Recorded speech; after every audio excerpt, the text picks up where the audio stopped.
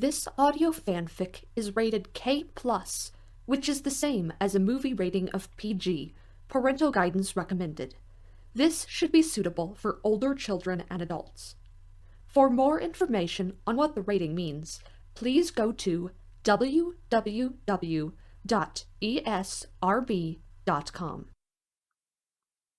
Chapter 1. Haldir's Assignment. Sauron was quite comfortably situated in Barad-dûr, looking out to where the army of the West was gathered in its pathetic attempt to draw him forth. Naturally, he had no intention of going out to battle, when he had thousands of minions who were perfectly capable of handling the task on their own. Although, for a moment he paused and considered the fact that he was not entirely convinced of the capabilities of his minions, Sauron reassured himself in that there were thousands of them, and what they lacked in wit was made up for in numbers. He amused himself with the rather comical, to him at least, scene that was playing out, but quickly bored of it. After all, it had been rather a lengthy game he'd played with those in the West, and he was ready to put his floundering opponents out of their misery. The signal was given for the gates to be opened, and the forces that had been waiting flooded out upon the plain. Allowing a dark smile to creep upon his lips at the carnage, Sauron wondered to himself about what he would do first once the opposition was completely obliterated. There were many options, all of which were practically begging for his attention, but there would be time, all the time in the world, in a world that would be his. At that moment, however, he became keenly aware that a feeling of overwhelming anxiety seemed to have washed over whatever fancies of horrific glory he had been perusing. It was a rather disconcerting sensation to have settled over his thoughts right as he believed his victory to be complete. Whatever could it mean? It seemed that his very existence was at stake, although there was no justification for that reaction. After all, the only way that anything could happen to him would be if the ring were to reach the cracks of doom. Suddenly, everything became clear. Practically leaping from his seat and nearly tripping over his robes, Sauron rushed to a west-facing window to look towards Orodruin, instantly recognizing his peril. His every thought turned towards the recovery of his ring, the battle completely forgotten. The Nazgûl were quickly nearing the volcano when Sauron realized that something very, very, very bad had just occurred, or would in mere moments. He had been aware of one presence controlling the ring, but this had suddenly changed to another. That had been fine. He didn't particularly care who had it. It would have made little difference once the ring wraiths caught up with the person. This, however, had changed as well, and there was nothing else he could tell, except that it had turned out badly. He leaned against the wall, aware of what would happen imminently, and swore, as he always had when faced with the realization, that he was going to be disembodied. Again. Haldir was sitting with a very dull expression on his face as he looked across the circle of chairs at the elf who was having a complete conniption fit. This elf was crying hysterically in a very undignified manner, white tears falling down his ghostly face. Haldir didn't do anything to help him. Neither did the other 12 people seated in the circle. Finally, he decided that everybody had been exposed to quite enough of this torture for the time being. "For the love of Eru, shut up, Feanor!" he cried. The elf stopped abruptly, paused, sniffed a little while looking at Haldir with vague surprise. Everybody held their breath for a moment, as this was going better than it usually did. Haldir sighed. Then Feanor completely lost it again. But I'm the most gifted of the Eldar, he sobbed indignantly. and he stole my Silmarils! For the 174,498th time, we know! Haldir bellowed. Feanor continued to bawl, words floating out of the incomprehensible babble every once in a while. Haldir rolled his eyes and rubbed his temple with one hand. "Well, this is definitely not what I thought would happen if I died," he said quietly to himself. With a shake of his head, to rid himself of such thoughts, he stood up. What a waste of time, even if time was in inexhaustible supply for them.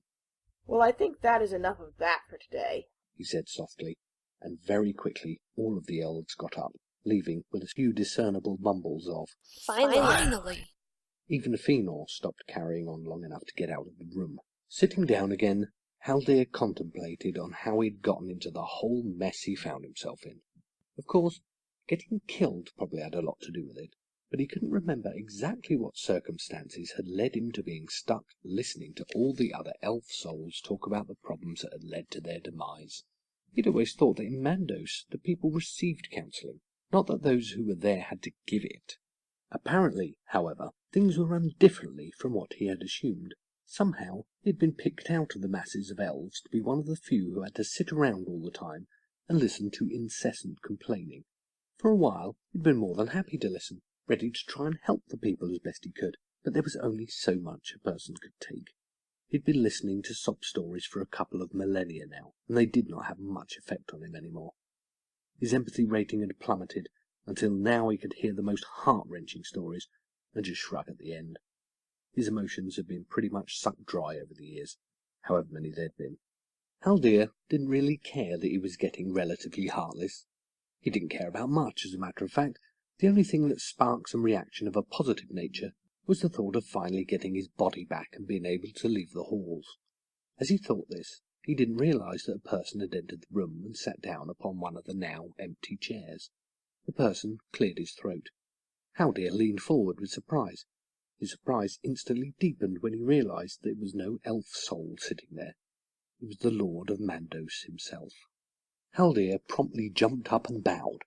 My Lord Namo, he said, still quite shocked, although desperately trying not to show it.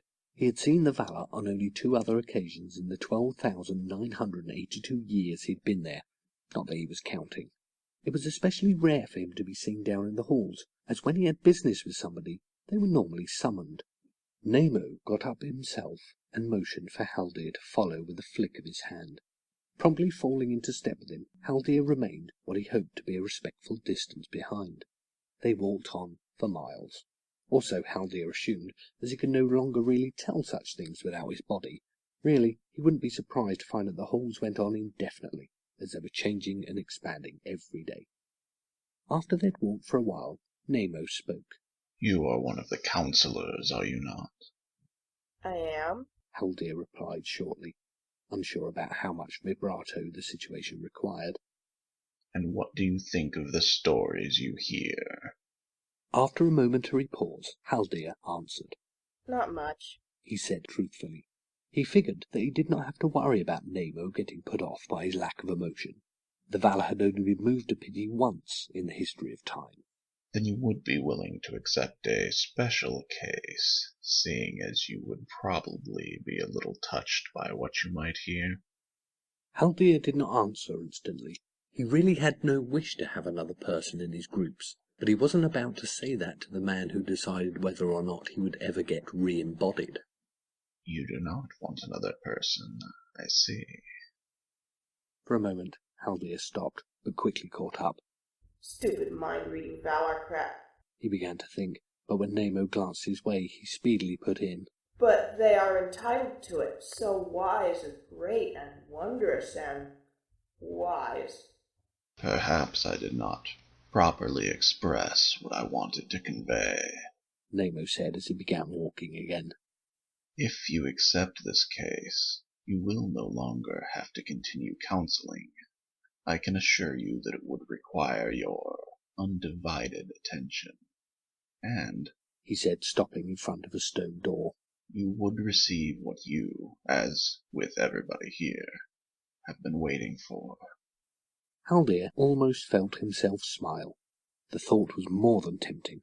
No more Feanor, no more crying ringing in his head at all hours. Most importantly, however, was that he'd be free. He'd finally be released. He'd be alive again. Will you do it? Namo asked him. Are you kidding? Haldir asked, his eyebrows raised, before he recalled who it was he was standing before. When Namo looked back at him, Haldir quickly spoke again. I mean, yes, my lord. After looking at him seriously for a moment, Namo nodded.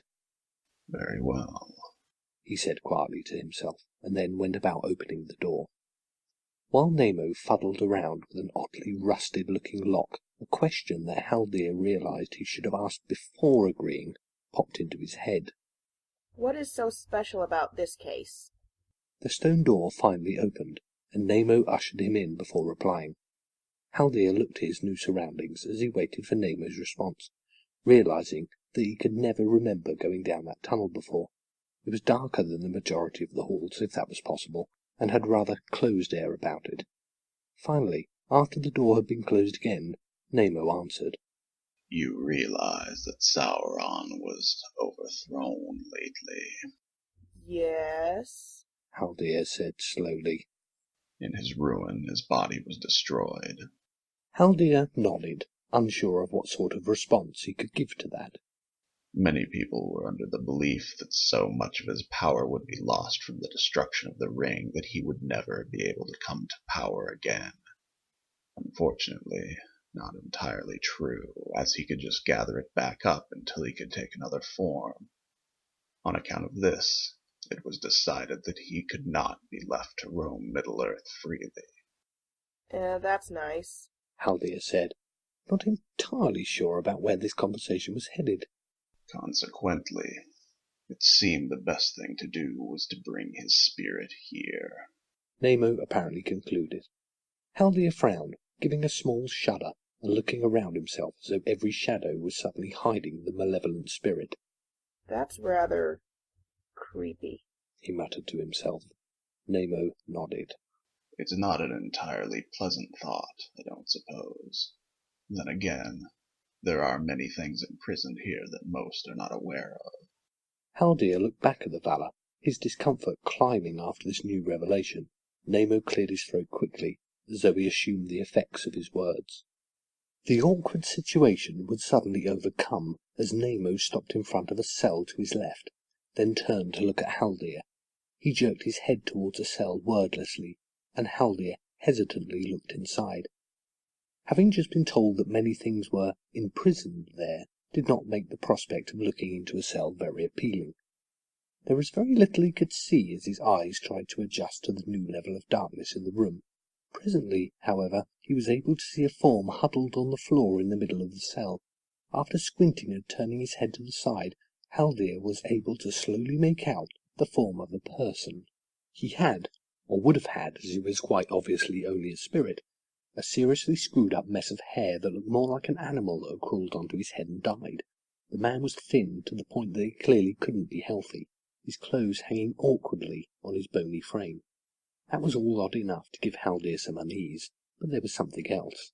Some aura that hung in the air that caused Haldir to feel as though he really shouldn't be there. Haldir stepped back and blinked a few times, trying to keep his vision working in the dimness, and then he turned to look at Namo to find out the significance of this person. He needs counsel, Namo said.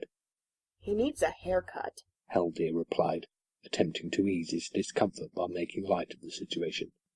Namo just stared at him, obviously not partaking in Haldir's efforts at being amusing. Haldir began, clearing his throat nervously. Anyway, this is my special case, then? Yes. That seemed to be an answer that was lacking. Okay, and what exactly did all of this have to do with Sauron? Namo continued to stare at him blankly for a very long time, a "you-are-joking, right?" look on his face. That is Sauron. It was now Haldir's turn to stare blankly. His already pearly appearance blanched even more. He opened his mouth, then promptly closed it. Finally, after successfully opening it again, he screamed, That's Sauron? You've got to be kidding me!